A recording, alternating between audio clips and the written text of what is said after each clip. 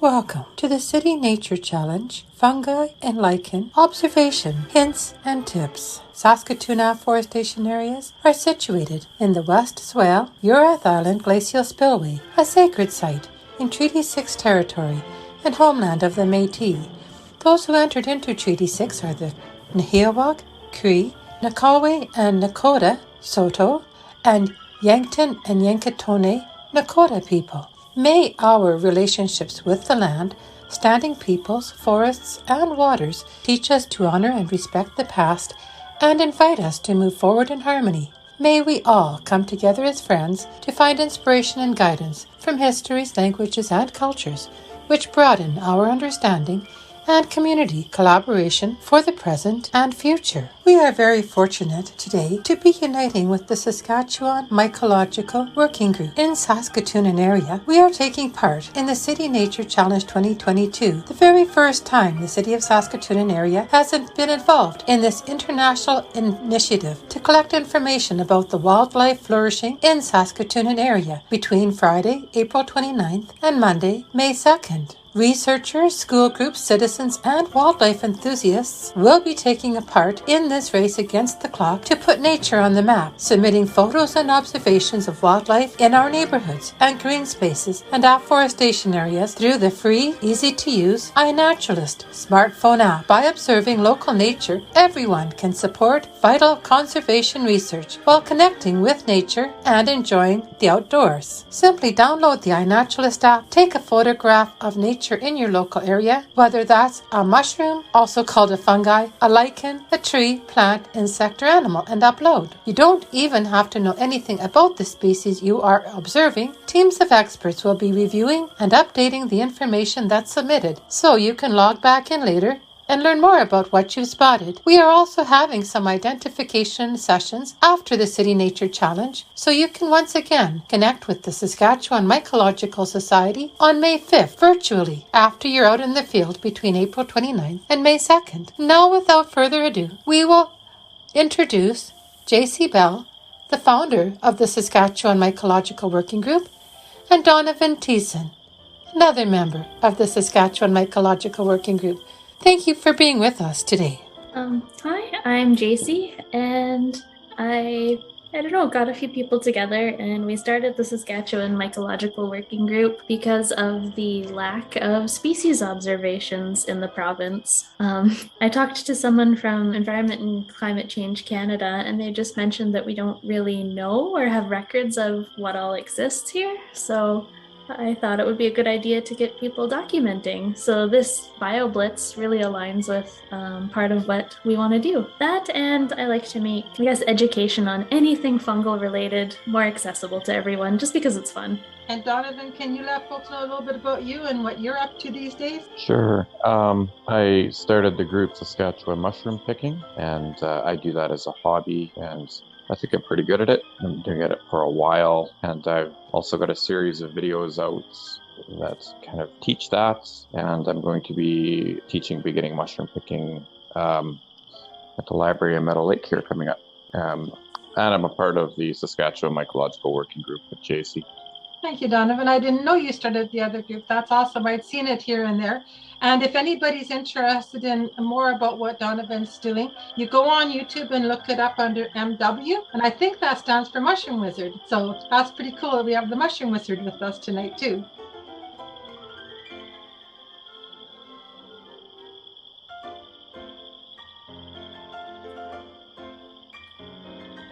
Very cool. So this is a little bit about the City Nature Challenge. So we're dividing up the talk tonight, a little bit about the City Nature Challenge, and then some about mushrooms and lichens. So this slide is about the City Nature Challenge. So we want as many people from Saskatoon and area to take part. So we kind of expanded it to include the areas like Cranberry Flats and Beaver Creek, which also belong to the City of Saskatoon.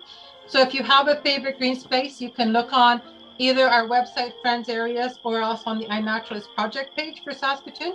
And we've got a list of in-city and out-of-town areas where you're not trespassing on private property, and maybe some of them you've never heard of before. And so you can explore new spaces.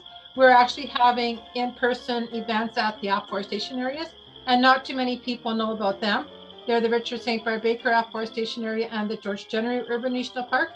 And so if you want to come out, and we'll help you out with iNaturalist, those are at 2 o'clock and 2 o'clock on Saturday and Sunday, and at 7 o'clock on Friday and Monday.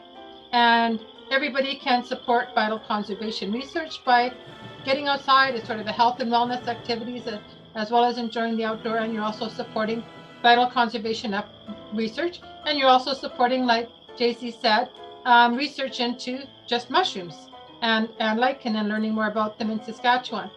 And you don't have to know anything about nature or you don't have to be a botanist or a professional to use the iNaturalist app, because it's got computer vision technology on it.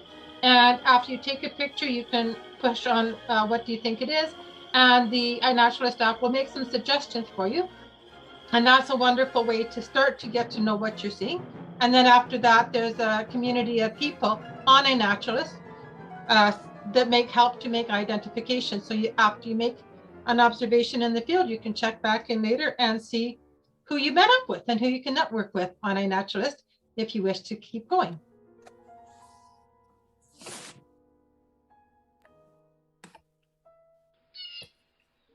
Uh-oh. There we go. Sorry about that. It's okay. So I guess we'll get into a little bit about fungi and what they are, and I'll talk a little bit about lichen biology and what structures you should look for when you want to identify lichens and where to look to find them. So fungi are basically networks of hyphae that are growing through the soil, right? So tiny little thread-like structures, and we don't normally see it. It's in wood or under leaf litter, whatever substrate your mushrooms grow from, right? So the mushrooms are just the fruiting bodies, and that's when basically a mushroom is when a fungus is ready to reproduce. It'll have a tightly woven little network of hyphae to make this macro fungal structure. And the whole purpose of them are to distribute spores to make more mushrooms. So this time of year, there's not very many that can be seen, especially with the cold weather we've been having. You might see some of the bracket fungi, some polypores, black knot, if you've ever noticed that on cherry trees, pin cherry trees around the city, choke cherries. It's like a hard black mass. That's actually the fruiting body of an ascomycete fungus. So you might see sort of odd mushrooms like that, not your typical stalk with a cap on top. Although I do believe there are a few species that have been around. I think Donovan mentioned that he's been seeing some enoki mushrooms, right? Yeah. I think the key for this time of year is that you're not going to see terrestrial mushrooms. Oh, that was odd. Yeah, you won't be seeing mushrooms growing from the ground because the ground is still frozen, right? So you'll have a better chance seeing mushrooms growing from wood. So enoki is probably the first mushroom that comes up in the spring. It grows from wood. It's very much the same thing that you see in the grocery stores, those white stalks that you use in Chinese cuisine. However, wild enoki looks quite a bit different because it's exposed to the sun, so it's brown, and it usually comes up right around the 0 mark or the +1, +2 while the snow is still melting.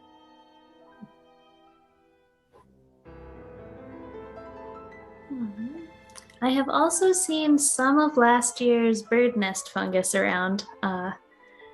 It's dried up, but you may see it. They're teeny tiny little cup-shaped things with little propagules inside of them, or little round, it looks like eggs in a nest, really.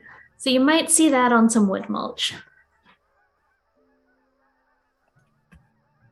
And Donovan, you do a better job at this one than me. Would you like to do the documentation for identification? Yeah, sure. So the first thing you need to document is habitat. information. We need to know basically what habitat it's growing in. Like, for instance, is it in the prairies, a mixed forest? If it's in a forest of any kind, we want to know the trees that are growing. Is it on a lawn? If it's on a lawn, are there trees on the lawn? Is there dung on the lawn? Is there moss present? Because believe it or not, some mushrooms will only grow with certain types of moss.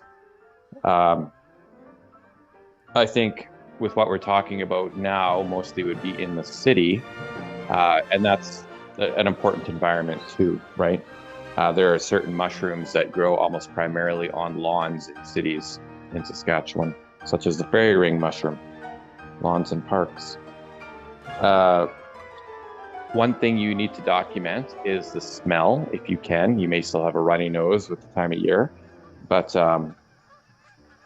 different odors that you would want to look for would be things like iodine, anise, garlic, things like that. Things that you can compare it to, even if it's just a mushroom from the store. That's important information. How does the mushroom feel? Some mushrooms will be quite slimy, some will be dry, some will feel kind of like cardboard or like styrofoam, as in it's very light in weight but very dense. Some of it will just crumble apart.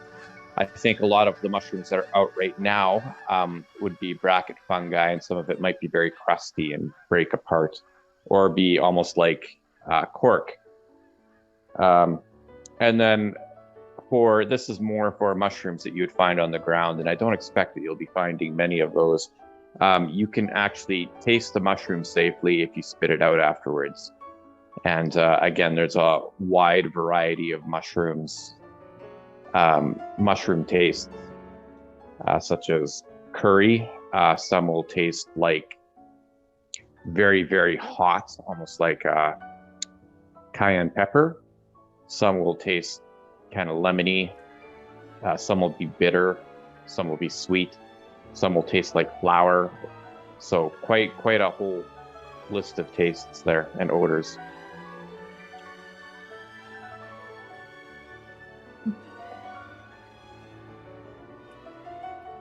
Oh, I'm sorry. There's such a lag in my slide switching here. There we go. There you go. Apparently I need to use the mouse and not the arrow keys. I'm not sure. Right. So because there aren't going to be a ton of terrestrial mushrooms out, we thought we'd do a nice big section on lichens as well. Lichens are, in my opinion, one of the coolest organisms out there because it's made up of more than one organism.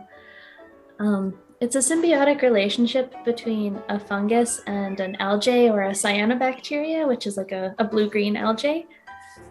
So there's almost always an ascomycete fungus, and those will be things like if you see the little cup fungi or your morels, things that aren't traditionally like a cap with a stalk on it. So it'll be made up of hyphae of the ascomycete fungus, as well as the algae that grows among the hyphae. And I have a little sketch over here on the side.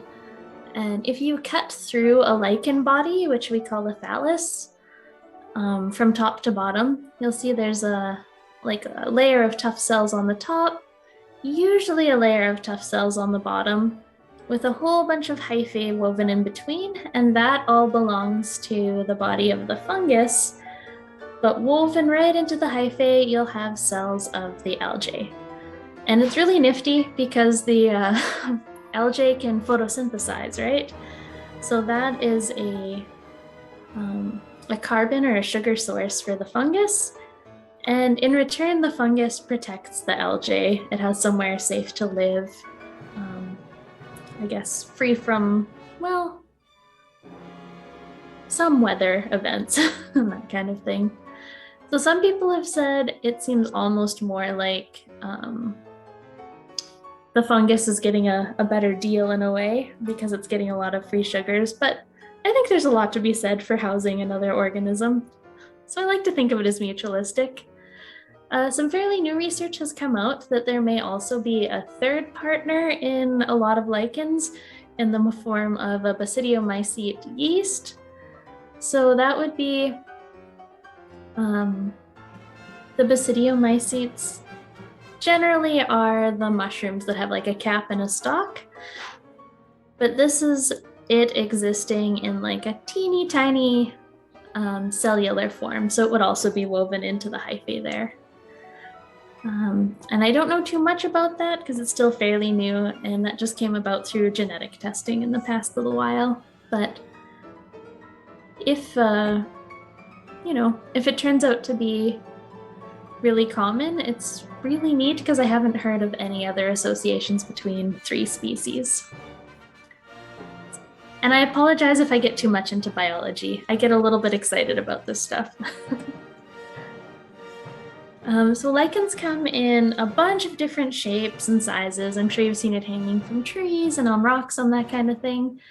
There are 4 main types that you should know for identification. You'll come across these terms, so I'm just going to go over them here. Foliose lichens are the really leafy ones that you often see on tree trunks, maybe in some moist soil and treed areas. And if you look at the lichen on the left there, that one is a foliose one. So it almost looks like little leafy structures. Then we have the fruticose ones, and these ones can look quite different from one another. So you have branched and cylindrical bodies of lichens, and it's like the old man's beard, the very, very long stringy things you see hanging from pine trees and spruce trees. But fruticose also covers the little ones that grow upwards from the ground. So you get little pixie cups and that kind of thing. There are also crustose lichens, and you see lots of those around the city and on native prairie, especially on boulders. And that's when you get just a crust, often forming on top of rocks or even sometimes on the sidewalk. I've seen it. And then the one that always throws me off is squamulose. So that means scale forming. And the reason it's tricky to figure out if it's squamulose is that it's intermediate to foliose and crustose. So it's not necessarily crusted just directly onto the surface. It has little scales that overlap one another, but it isn't quite foliose.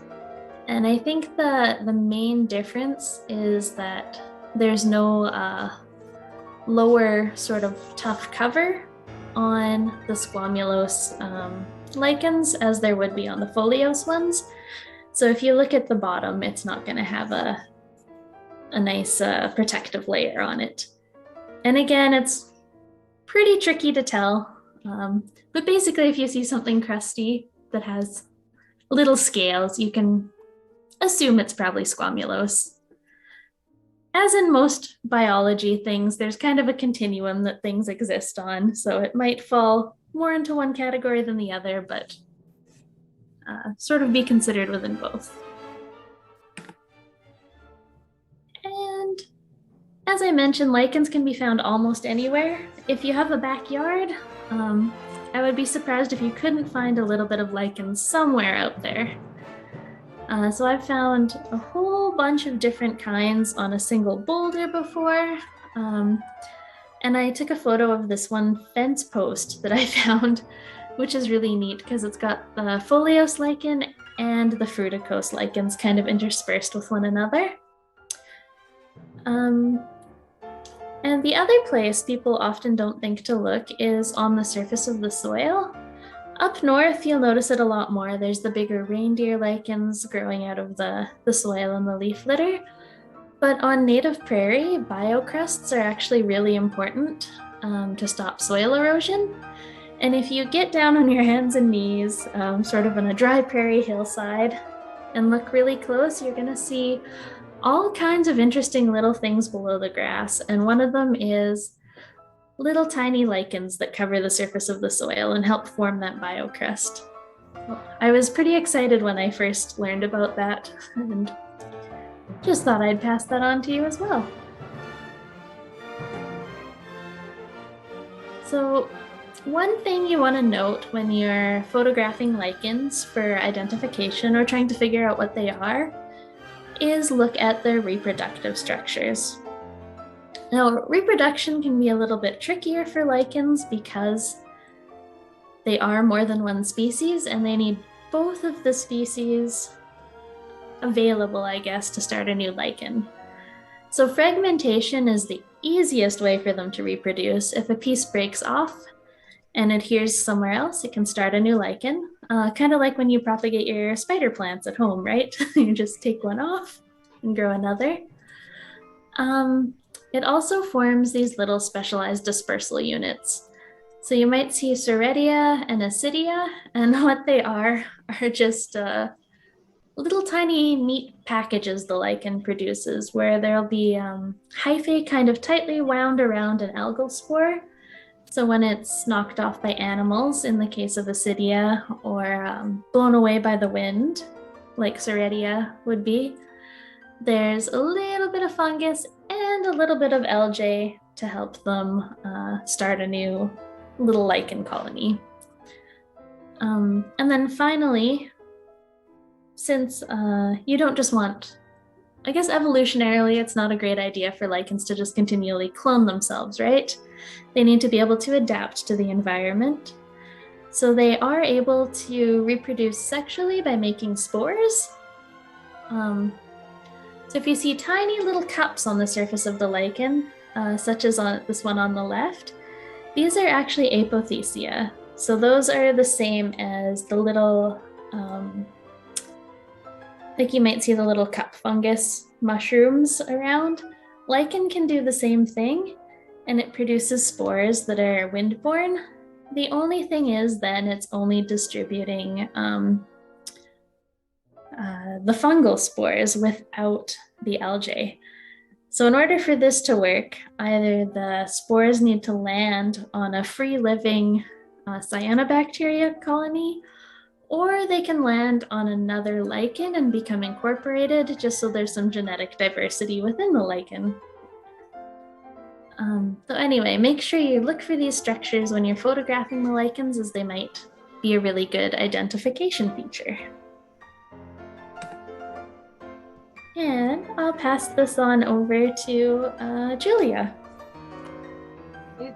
This part goes into how iNaturalist helps you out.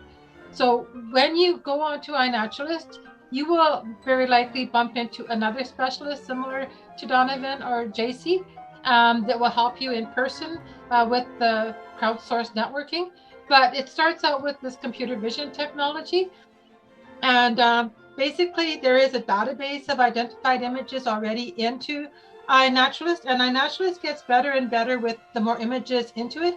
And when an organism gets identified to species level, it actually gets entered into the GBIF system, where other scientists can reference species that have been identified to species level, and they can check out range expansions, range contractions.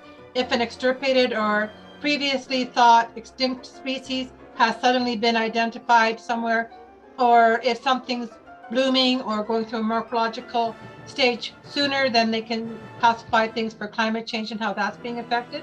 So when you take a picture with your iNaturalist app loaded on your phone, only the first image that you put onto your iNaturalist app is used by the artificial intelligence recognition, but it's a really good idea to keep using the plus sign on iNaturalist to take more than one picture of the organism where you're at, because that helps the human identifiers to come to an identification.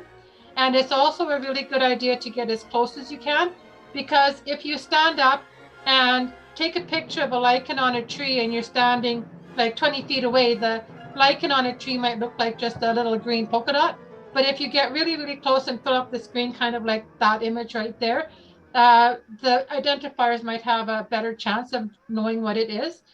And also, like was said by Donovan and JC, try to figure out what is growing on, whether it's a mushroom or a lichen. And then that also helps with the identification process for the human identifiers.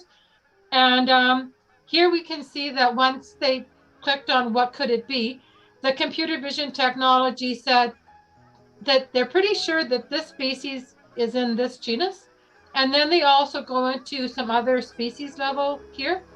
And then there's this view beside here. That's actually a link you can click on, because iNaturalist gives you quite a bit of resources with different pages.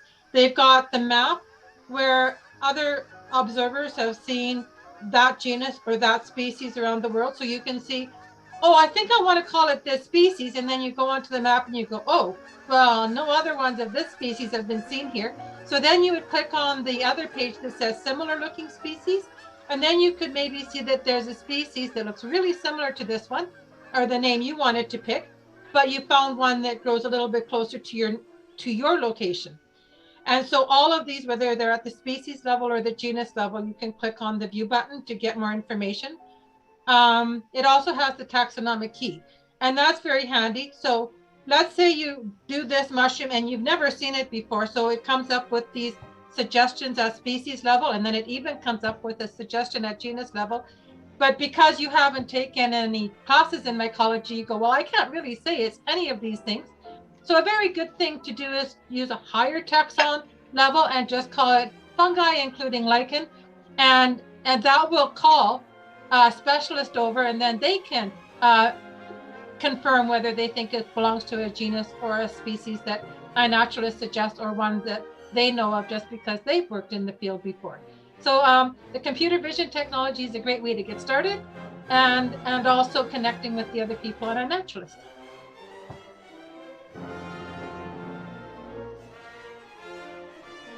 Oh, this one also has to do with iNaturalist.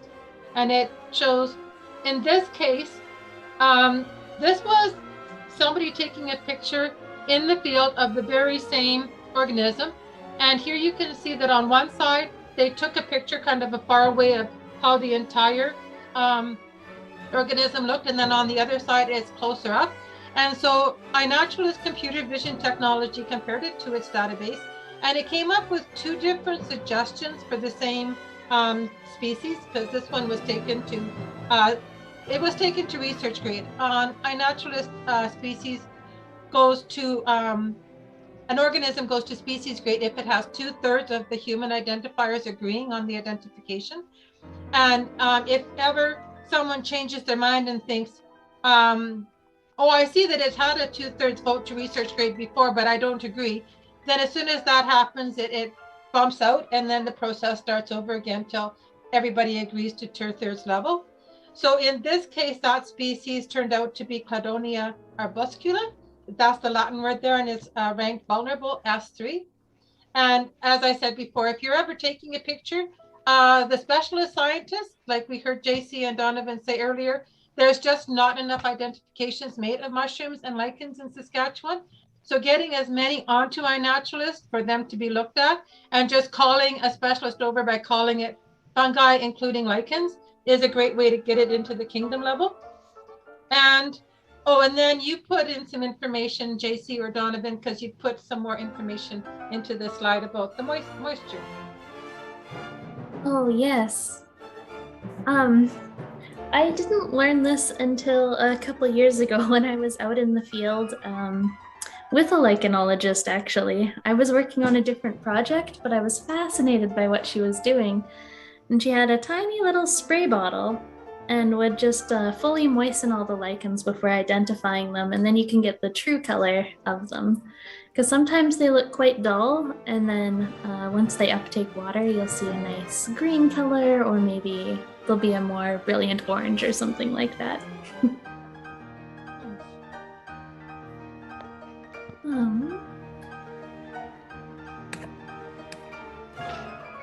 There we go.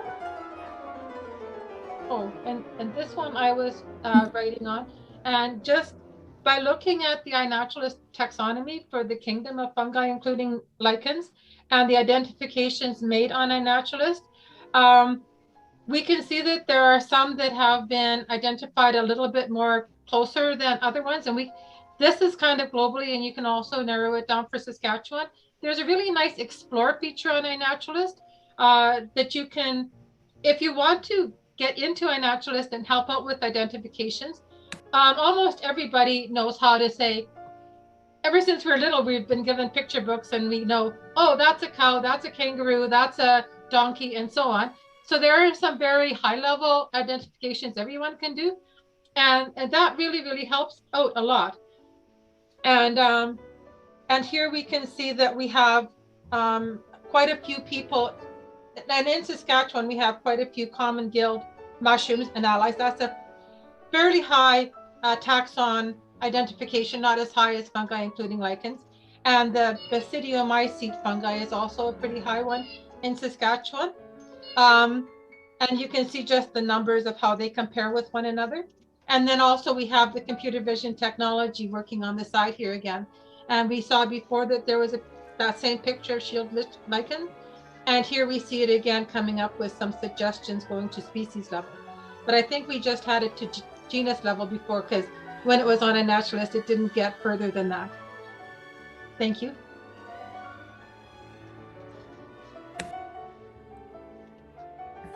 Uh-oh.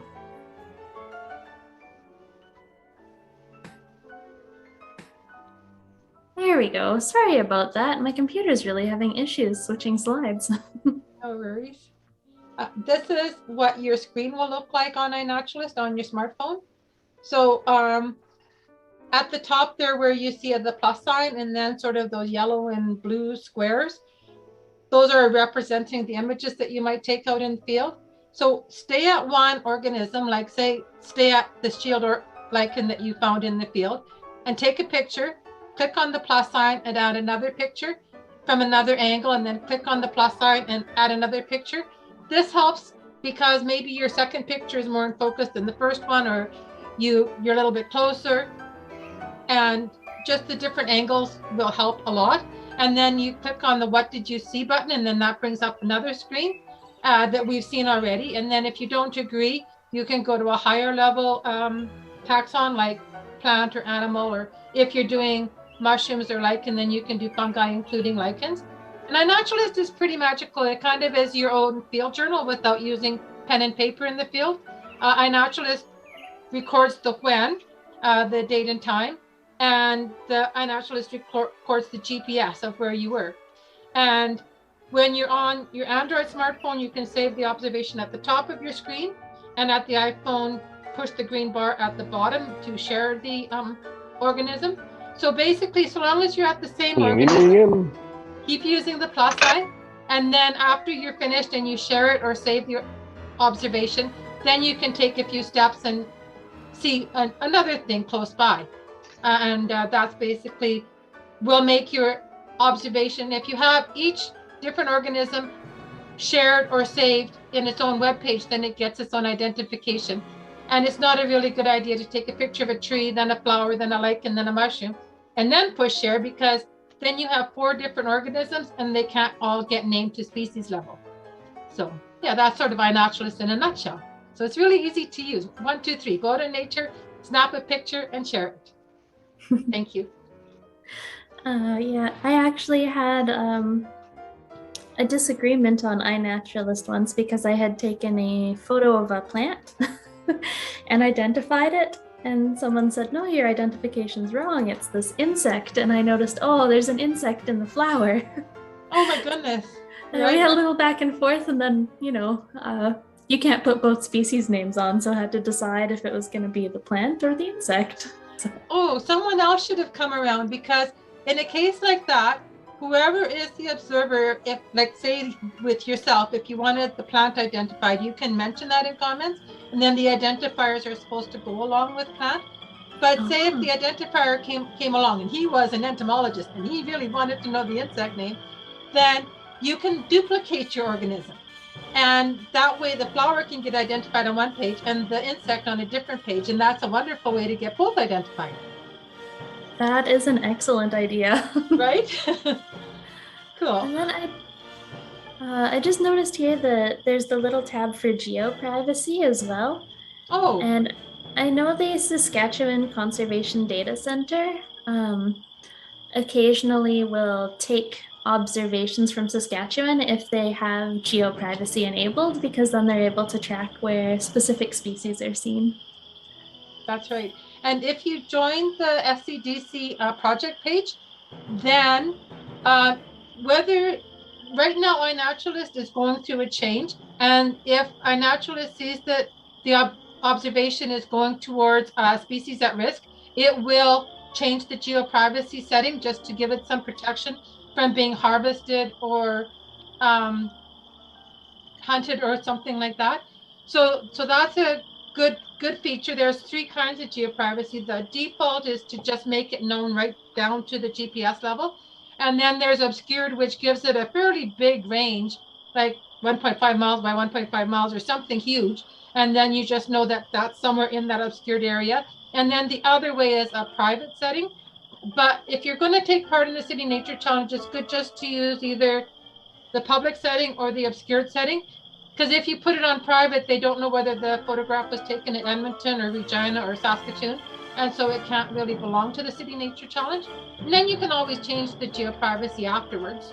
But even obscured protects the organism from harvesting and stuff like that. And SCDC, if you tell them that they can see your geoprivacy when you sign into their project page, then they can see it all the time. So it gives them a better way to protect species at risk. And same with the other project page on iNaturalist, it's called IMAP Invasives. If you join that project and tell them that they can access your geoprivacy settings, then they know when an invasive species gets into an area of Saskatchewan and help to monitor the spread of invasives. So those are two really good ones to join. And we actually have an SMWG one for the Saskatchewan Mycological Working Group. And that way it just flags us. So if you have mushrooms you want identified, we'll know to go look at them. So if you want to join that project as well. That's a good thing to know. I don't think I've joined it, and I've got some mushrooms to be identified. So thanks for the heads up.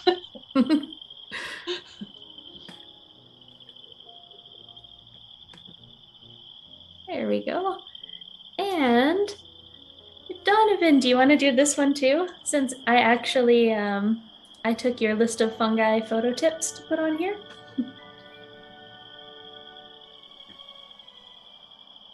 Sorry, I was trying to unmute it. Yeah, I can certainly talk about taking photos of fungi. I thought I should give you credit for this at least. You made the list, so. Yeah, well, I mean, as I was mentioning before we really started here, I think one of the big problems that people have when photographing fungi is they want to take a nice photo, and what they end up with is a photo that doesn't actually show the attributes that you need to see, the anatomical attributes, in order to identify the mushroom. Instead, you just have a nice photo that could be one of any dozen species. So some of the most important photos you have listed here. So one would be to take a photo in situ. You can use a ruler or a hand alongside that photo for size reference. So there's two things there. One, we need to see in situ, basically we need to see that mushroom before it's picked. We need to see how it's growing, if it's growing from the soil or from wood, or what kind of wood, or wood chips or dung. We need to see if it's densely packed with other mushrooms or if it's just its own solitary specimen there. And then we need a size reference, right? Because you can get down real close and take a great big photo of a 2-centimeter mushroom that now looks gigantic, or you can shoot a foot wide mushroom from far away and it looks tiny. So we need to know both those things, and it's good to kind of combine those two. You can take another close-up in focus shot of the cap in natural lighting. And in fact, I'm going to mention right now, all of these should be in natural lighting. If you take it inside, you're going to get these often with these sepia tones, and it's going to be very hard to bring that comparison back to that in situ photo that was taken outdoors. And oftentimes too, after you pick a mushroom, the colors will start to change, the mushroom itself. So we need to have it in the same lighting so we can see how those colors have changed. So this next one, show the cap from the side and the base of the stipe as well as the ring if present. So this is one where you need to actually pick the mushroom. And if you look to the left there, there's a photo where somebody is doing exactly that, plus they're providing a size reference with their thumb. So in this photo, what we can see that you might not think about is we can see the margin of the cap, and how that margin looks often will determine one of the points of comparison for a species. If it's wavy, if it's straight, if it has little fragments or like fleshy fragments hanging down, for instance. We can also see how the gills touch that margin and how the margin almost kind of curls over into the gills there. We can see the stipe or the stem. We can see that partways down there's a ring on that stem as well. And we can see the base of that stem, or as we call it, a stipe. And we can see if that base looks like a bulb, if it's tapering. We can also see the mycelium, those little white threads coming off. And oftentimes the color of that mycelium and how that mycelium presents itself is important too. So if you were to just take a picturesque photo of a mushroom, we might not see any of these features, right? Or if it was just straight down on the cap. So I can tell you a lot more about what the species is just from this photo, that this is an agaricus species, very similar to what you would find in the grocery store.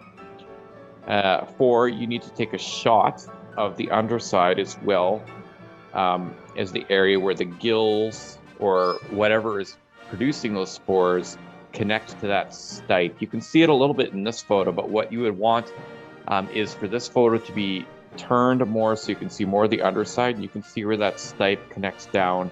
You can see the gills don't actually touch the stipe if you can just see a little spot on the left there. And you really want this photo and all photos to be in focus, as sharp as possible, so we can see small, minute features of those gills and of other parts here. Many times you'll get these kind of slightly blurred photos, and people don't realize that even that slight blur just kind of distorts everything. And as well, you see it says they're gills, teeth, or pores. Not everything is going to have gills underneath. Some of them will have things that you wouldn't expect to be on a mushroom, like little spikes, things like that. And then, yeah, you can take additional photos. There's a number of additional photos, but one of the suggestions here is photos of youngest and oldest specimens in the area. And that's if you see multiple species, sometimes how the mushroom ages will tell you a lot of information about what species you're looking at. We have mushrooms that actually turn into puddles of black goo as they age. So that's important there. As well as other things that you might want to take a look at is like a broken piece. That's good. You can continue on there, JC. I think that's the most important stuff. Sorry about that. I thought I had another mushroom picture coming up, but I guess I didn't. Yeah, thanks for doing that. So for lichens, a lot of the tips for taking photographs are very similar. So make sure that you do that first photograph in situ so we know what the lichen's growing on. Whether that's wood or stone or, I don't know. They find the oddest places to grow. You can use your ruler or a hand for a size reference, or a coin, something like that. And as I mentioned before, moistening it with water will get the true colors for it. So if you do take a photograph when it's dry, just moisten it and take another one after and see if there's a real brilliant color change at all. Make sure you have a good in-focus shot of any of the reproductive structures. Again, the apothecia are generally the easiest reproductive structures to find. So on the left, you'll see there's a whole bunch of the little cup-shaped things again. There also might be stalked structures. If you've ever seen, what do they call them? I believe it's a red soldier or something like that. There's little columns that come up from a certain types of lichen, and it'll have red reproductive structures on the edge. So they're actually pretty cool. Or if you see a bunch of like powder being produced anywhere, that could definitely be Soredia. And then if it's possible, without sort of removing or damaging the specimen, so in the case of this lichen that's pictured, it probably wouldn't be, but if it was a Morpholios one, sorry, was that a question? Oh, maybe not. Okay, we can answer questions after if anyone does have them. On the Morpholios ones that have like the leafy type structures, if you lift them up and look at the underside, there might be some identifying features there. So try and get a picture of the underneath too if you can.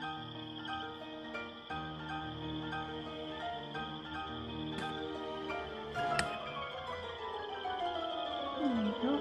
And this here is a note from Getting to Know the Saskatchewan Lichens, which is an excellent book if you're starting out with lichen ID in Saskatchewan. They just mentions that it is really tricky to get a really, really good photograph of lichens, just because of how closely attached they are to the substrates. If you have a macro lens, that is awesome. That can really help with some of the close-up detail.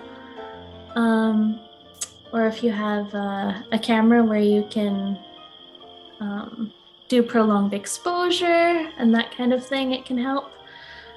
Let's see here.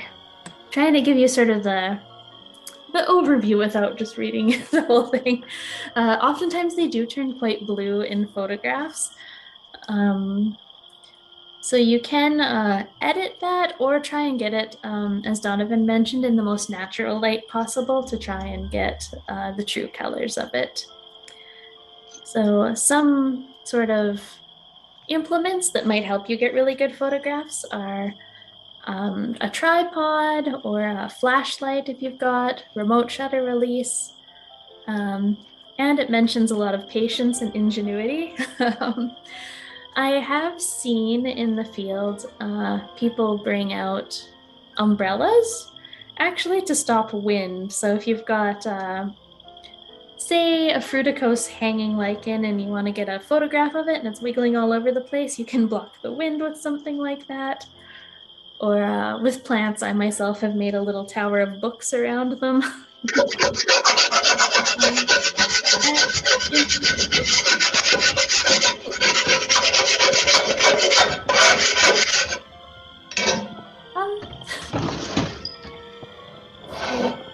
Is someone has their volume on potentially?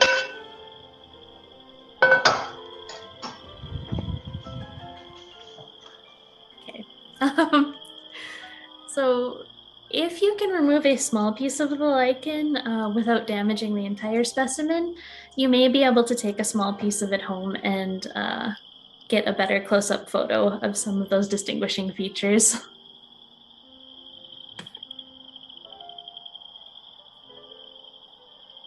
All right. And Julia, I don't know if you wanted to talk to this one about making a light diffuser. Oh, this is just a little bit of trying to help it work out, because sometimes mushrooms grow in the really dark understory, and because it's dark, it's hard to get a very good picture of what it is with a smartphone or with the camera. So if you just use your smartphone flash or your camera flash, it might glare it out and you might get it like just popping out as to plain white without getting any features to identify it with.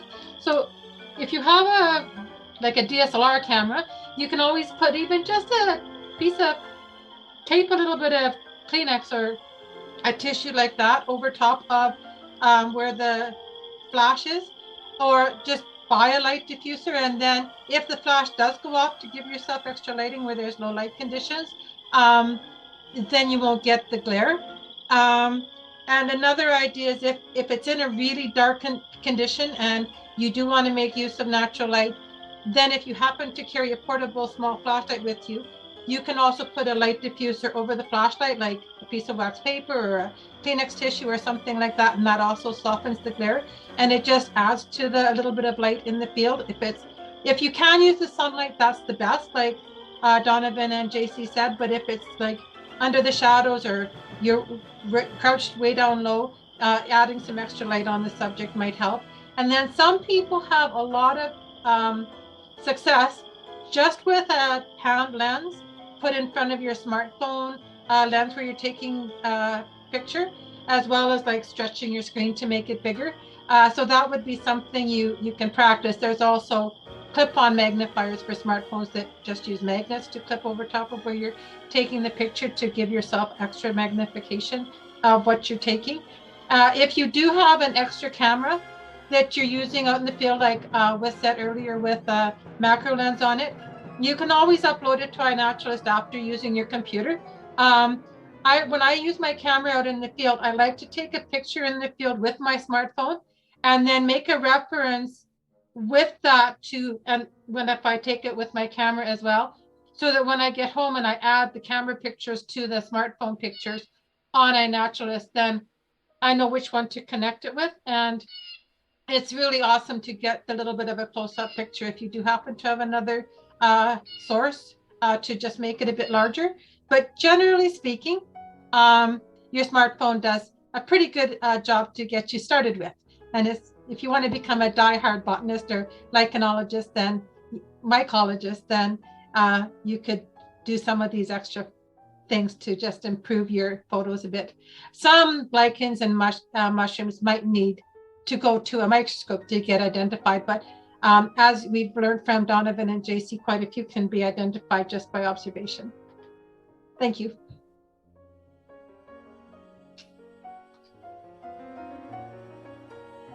Right. Then we just have a list here. I think Julia's gotten most of this together for us, and I've added just a couple of things in here, but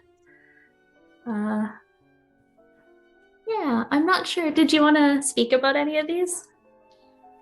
Well, basically, online lichen and mushroom help is growing in abundance on the internet, which is very, very handy.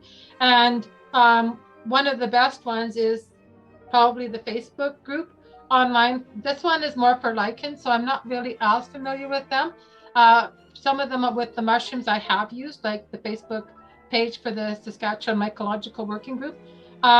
I do know Elizabeth Beckley, and she does quite a lot with lichens, and she's pretty interesting to meet, that's for sure. She helped with the Afforestation Area education booklet, which was very fun to work on with her. But yes, all of these are very good references. I don't know what else to say about them. But yes, do check out the internet. Yes, I can add that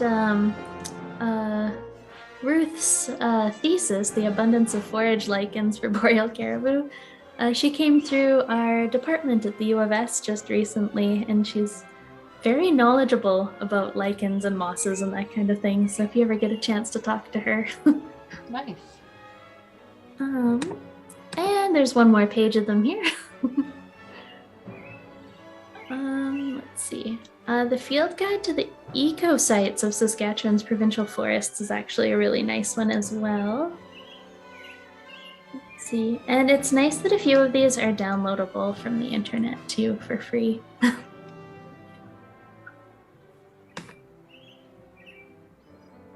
Great. And should we open it up to the Q&A, or do you have any closing comments? Yes, that would be a good idea. I'll just remind everybody that the City Nature Challenge takes place Friday to Monday, this Friday, like just 3 days away, April 29th to May 2nd. So if you want to take part and help put Saskatoon's lichen and mushrooms on the world stage, that would be fantastic. And yeah, so does anybody have any questions right now for anybody? You can either use the chat or you can just unmute yourself. That would be fine as well. We do have something in the chat, so just give me, oh, there we go. We just had someone commenting about not being muted earlier, but that's fine. So I do have a question. When you see a polypore or a conch on a tree, And does that, generally speaking, my understanding is mushrooms grow where there's something decaying. So does that mean that the tree decaying came first, or does that mean the mushroom being on the tree caused the decay? I think honestly it depends on the species of mushroom. Okay, cool, good to know. And then another question was, earlier you were talking about fragmentation of lichen, and you were saying if a piece fell off, that would be one way of them reproducing. If they attached again, if they are left loose, would they ever just dry out and die, or do they usually find something to attach on if they're bumped or something by an animal?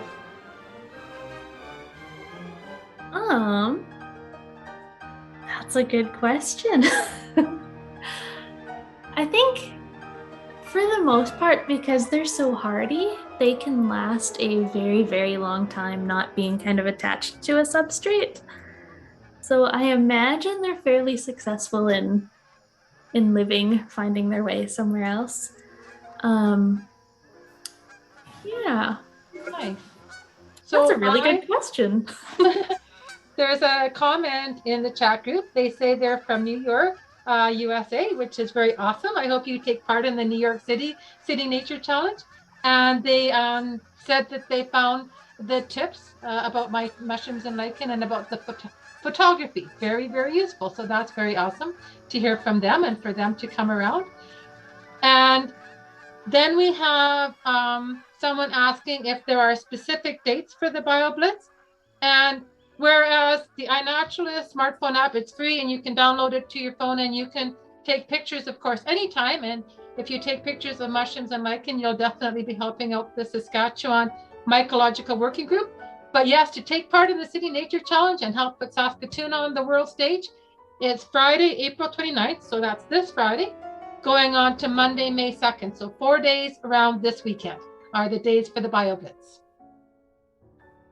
And then someone else in the chat group says they're not located in Saskatoon, and can they still use iNaturalist for identification? And yeah, iNaturalist is worldwide. If you're on your computer, it's a good idea to go into control and settings, and then put in that you want to belong to iNaturalist.ca or iNaturalist.usa or France or Spain or wherever you're from, because then you'll call up species more centered around the area from which you come, and iNaturalist computer vision will work better for you. And if you're from another city, maybe put it in the chat and we'll do a little mini challenge between your city and our city to see who can do better on the City Nature Challenge.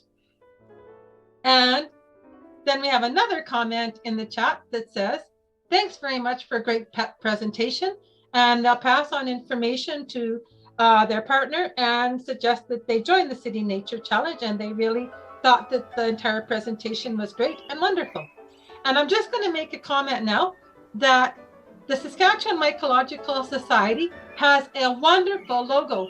If you look in the bottom corner of this slide, you'll see a spore print. And when you start getting into mushrooms, like this isn't when I started, I just was taking pictures of the caps of mushrooms. But then after I started learning about mushrooms, I took my very first spore prints last year. And it was so exciting to see them develop. And here's a wonderful spore print in their logo. So that's pretty neat. And now we say, have another person in the chat saying, thank you for doing this presentation.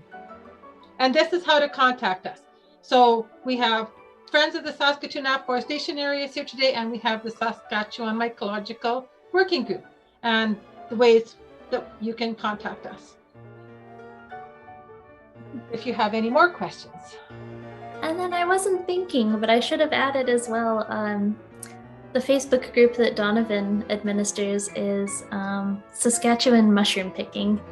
So if you're interested in picking them for eating and that kind of thing, that's a good group to check out as well. I have a couple of questions about mushroom picking. I have my own 2 favorite mushrooms that I can pick, and I know I'm doing it safely. But when people are picking mushrooms in the field and learning about it, do you ever have to consider, like we were talking earlier about the lichen and that they might be symbiotic with mosses in the area? So are there any other animals that might live on mushrooms? And then if we overharvest the mushrooms in an area, would that affect the cycle, the food web of other people in that habitat? No. For every mushroom you find, there's about 3 dozen you didn't even see. Plus, many of the mushrooms that are relied upon for food, like terrestrial mushrooms in particular, you pick them, they'll refruit very quickly afterwards. It's not like picking a berry where that's it for that berry was. The mushroom will often just refruit. And yeah, often a lot of the animals that eat these mushrooms too, except for the insects, but like squirrels, for instance, they're not eating them right then and there. They're just creating very large stores of those mushrooms, drying them and such. So I wouldn't worry about that at all, no. Thank you, Donovan. That's good to know.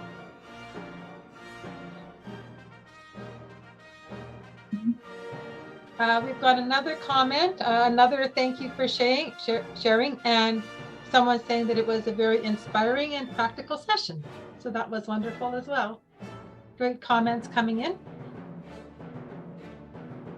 I'm always happy when people find these interesting or useful, because I can talk about nature-related things for hours. So Nice. I'm glad you appreciate it.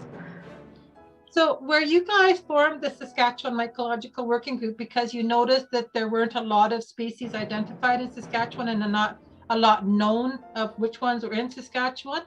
I noticed that there are a number of different specialist scientists representing different taxons on CNCYXE, but there's no one representing fungi or mycologists. Do you think that will ever change so that fungi and lichens will be able to get like an S2 or an S3 or an S4 rating ever?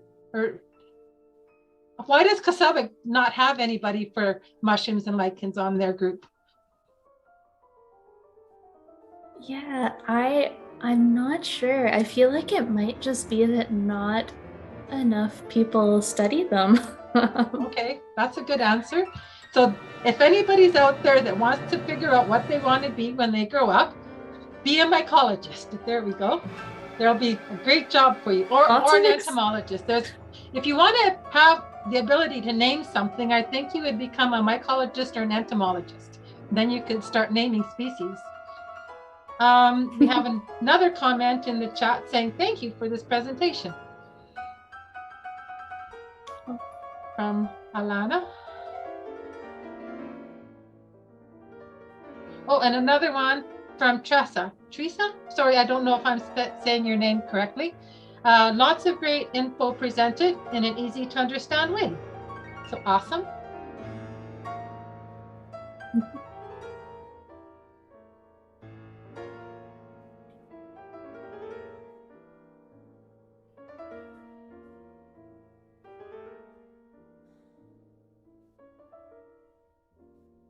So is there any difference in the species of lichens that are found on rocks or trees? Like, is it like very habitat specific like a mushroom is for the substrate? Yeah, I'm not entirely certain why, but generally, yeah, you'll find different species depending on where you find them, where they're growing. Nice. I imagine some of it probably has to do with tolerance to heat and sunlight and that kind of thing. That makes sense. So where we know that some animals might live on mushrooms, are there any animals that live on lichen? I never thought about that before. Yeah, I believe it's actually a pretty important winter food source for caribou. Neat. That makes sense. Those hanging ones, yeah. Yeah, a lot of things that are called reindeer moss are actually species of lichen that caribou eat. All right. Oh, we've got another comment in the chat. I imagine everybody can read the chat, but I'm reading out loud anyways. Thanks for the information. I've just gotten into mycology in the past 6 months, and I'm growing some gourmet and medicinal species at home. Now I'm looking forward to using this app to help identify mushrooms that I find in the wild. That's very awesome. Growing mushrooms at home is so much fun. Right? Do you do that too? I haven't for quite some time, but I had a bunch of little experimental projects that I did with my students just to see if we could make them grow. Very awesome. Are there any that are easier to start than others? I found the blue oyster mushrooms were actually the easiest to get to fruit. Nice. Cool. And Cam, did you want to mention which ones you started growing at home?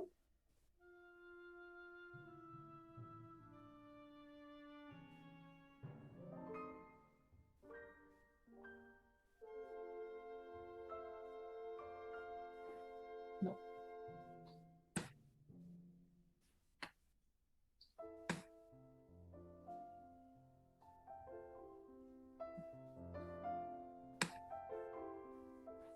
Well, thank you for everybody to come out, and thank you, JC and Donovan. That was very interesting and very stimulating. To everybody that's still here, if you do go for the City Nature Challenge this weekend and you take a picture of some lichen and mushrooms and you've got some more curiosity, remember that you can sign up for another virtual session on May 5th. It's going to be at 7 o'clock again. And then if once you've been in the field and you come up with more questions, then again, you can come to the virtual session, and JC and Donovan will be here again to answer your questions. And